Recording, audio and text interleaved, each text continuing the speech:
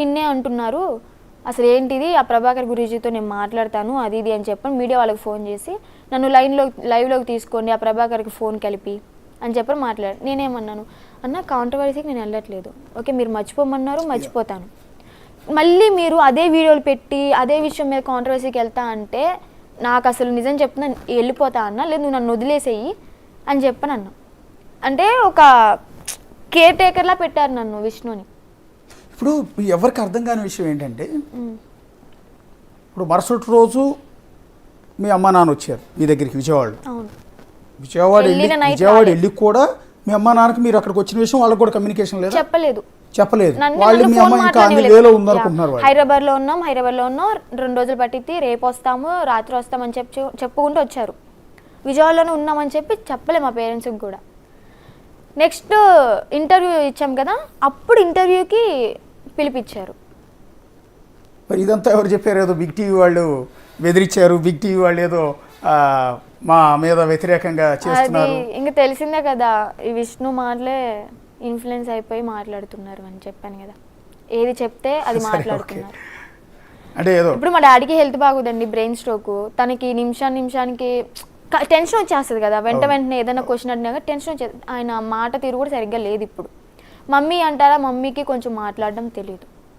So అలాగా ఇది point of చేసుకొని విష్ణు అన్నీ తెలుసుకొని వీళ్ళకి ఇలా మాట్లాడండి, ఇలా అయితే ఇలా జరుగుతుంది, మీ పిల్ల మీకు దక్కుతుంది అని చెప్పని వాళ్ళ చేత మాట్లాడించారు. అంతే.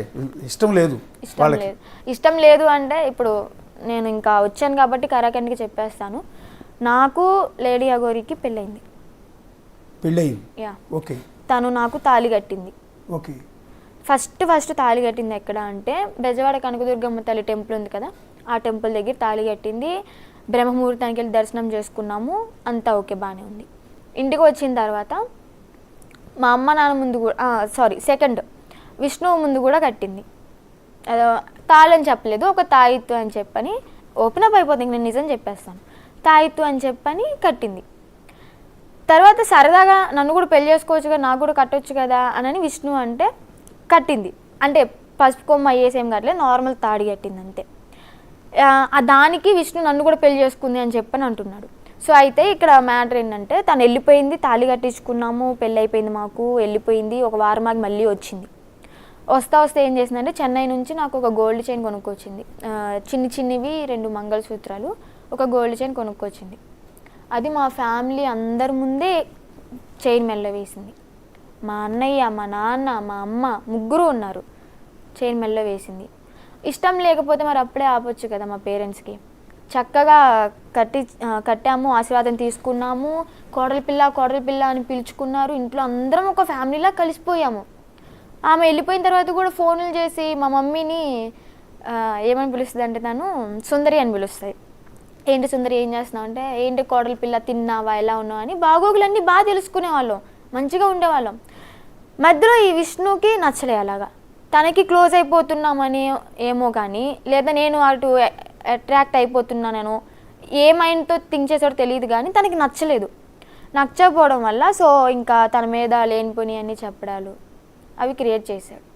మా మమ్మీ వాళ్ళకి బ్యాడ్గా చెప్పడం, లేదంటే మా మమ్మీ వాళ్ళకి ఇష్టమే, వాళ్ళ ముందే కదా నేను తాళి కట్టించుకుంది.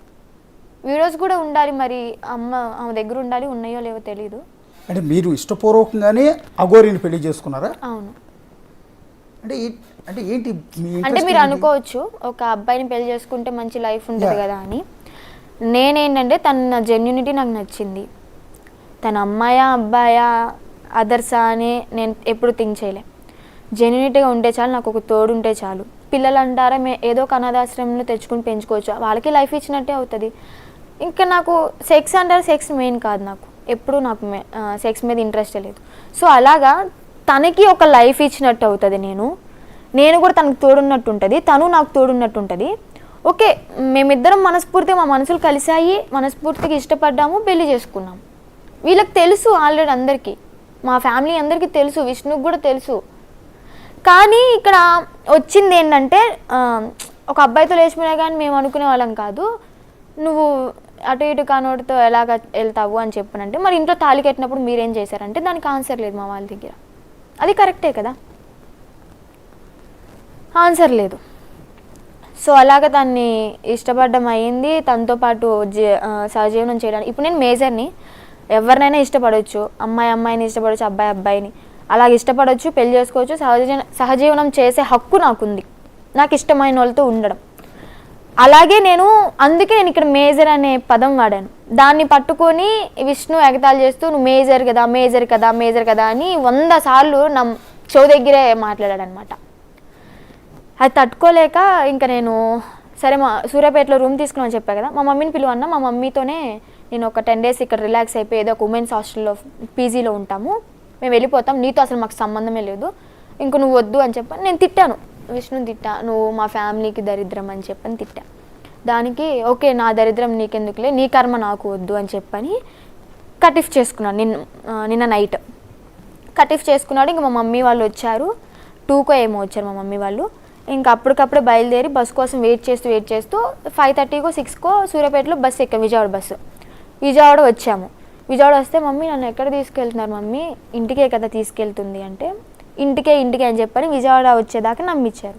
విజయవాడ వచ్చిన తర్వాత రేపల్ల బస్సు ఎదుగుతున్నారు మా సొంతూరు తీసుకెళ్ళడానికి. అక్కడికి నేను రానని చెప్పా, అమ్మ నేను ముందే చెప్పా, నేను మన ఊరు వస్తాను, నేను కాదంట్లా, కానీ నాకు రెస్ట్ కావాలి, నా మైండ్కి రిలాక్స్ కావాలి, ఈ గొడవల మధ్యలో నేను అక్కడికి వచ్చి వాళ్ళ మాటలు విని నేను సూసైడ్ చేసుకున్నా కానీ మీకు ఆశ్చర్యపోవక్కర్లేదు అని చెప్పని అన్నాను.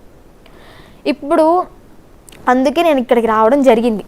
ఎందుకంటే వీళ్ళు ఏవేవో మందులు వేస్తున్నారు నాకు. మొన్న విష్ణు గుంటూరు మానస హాస్పిటల్ అని చెప్పి సైకాలజిస్ట్ హాస్పిటల్ దగ్గర తీసుకెళ్ళారు. ఆ డాక్టర్ ఏంటంటే విష్ణు చెప్పిన మాటలు విన్నాడు. విష్ణు కొన్ని అటు ఇటు చెప్తుంటే నేను కరెక్ట్గా చెప్పాను. ఆ మాటలు విని నాకు ట్యాబ్లెట్లు ఇచ్చారు కానీ నాకు ఎలాంటి చెకప్స్ జరగలేదు. ఏ టాబ్లెట్లు ఇచ్చారమ్మా? అవి మా అన్నయ్య వాళ్ళు దాచేసుకున్నారు. ఇప్పుడు ఆ పేపర్ ఉండదు కదా, హాస్పిటల్ ఇచ్చిన పేపరు, అది చూయించి నన్ను పిచ్చిదాన్ని అని చెప్పి మళ్ళీ వెనక్కి తెచ్చుకోవాలని చెప్పి ట్రై చేస్తున్నారు. ఇప్పుడు పిచ్చిదారి చూస్తున్న జనంలో ఏ ఒక్కరు కూడా అనుకోరు. అదే కదా, మెచ్యూర్డ్గా మాట్లాడుతున్నాం, అదే కదా చక్కగా మాట్లాడుతున్నాం. సో ఇక్కడ ఆ పేపర్ ఒకటి వాళ్ళ చేతిలో ఉంది, ప్లస్ ట్యాబ్లెట్లు అవి. ఎందుకంటే 6 నెలలు నిద్రలోనే ఉంటారంట ఆ ట్యాబ్లెట్స్ వేసుకుంటే, కళ్ళు కూడా సరిగ్గా కనిపించవంట. అలాంటి ట్యాబ్లెట్స్ తీసుకున్నాడు విష్ణు నాకు. బేసిక్గా సైకాలజిస్ట్ దగ్గరికి వెళ్ళినప్పుడు చెకప్స్ మెయిన్ జరుగుతాయి, విపరీతమైన చెకప్ చేస్తారు, కౌన్సిలింగ్ చేస్తారు. ఒక 2-3 hours అసలు నువ్వు ఎందుకు సఫర్ అవుతున్నావు, ఎందుకు టెన్షన్ పడుతున్నావు అని ఒక 2-3 గంటలు టైం తీసుకుంటారు. అయ్యో అసలు 10 minutes కూడా లేం డాక్టర్ దగ్గర. తర్వాత కూడా ఇచ్చే టాబ్లెట్స్ ఏంటంటే యాంగ్జైటీ తగ్గడానికి ఒక టాబ్లెట్ ఇస్తారు, రిలాక్స్ అవ్వడానికి, హ్యాపీగా ఎక్కువ నిద్రపోతే నువ్వు మరుసటి రోజు పిచ్చి ఆలోచనలు అధిక ఆలోచనలు రాకుండా ఉంటాయని నిద్ర పట్టడానికి టాబ్లెట్స్ ఇస్తారు. ఇవి తప్ప వేరే టాబ్లెట్స్ ఎవరు ఐస్ కూడా కనిపించవు అని చెప్పని అన్నారు, కళ్ళు కూడా కొంచెం మసమసగా కనిపిస్తాయి అని చెప్పని అన్నారు. ఓకే, అలాంటి టాబ్లెట్స్ ఇప్పించారు నాకు, నేను వేసుకోలేదు. ఓకే, మొన్న విష్ణు బలవంతం చేస్తే మధ్యాహ్నం టాబ్లెట్ ఒకటి చిన్నది ఉంటే అది ఒకటి వేసుకున్నాను. అది స్లీపింగ్, నిద్రపోవడానికి ఇస్తారు, సహజంగా ఇచ్చేది అది. ఎందుకంటే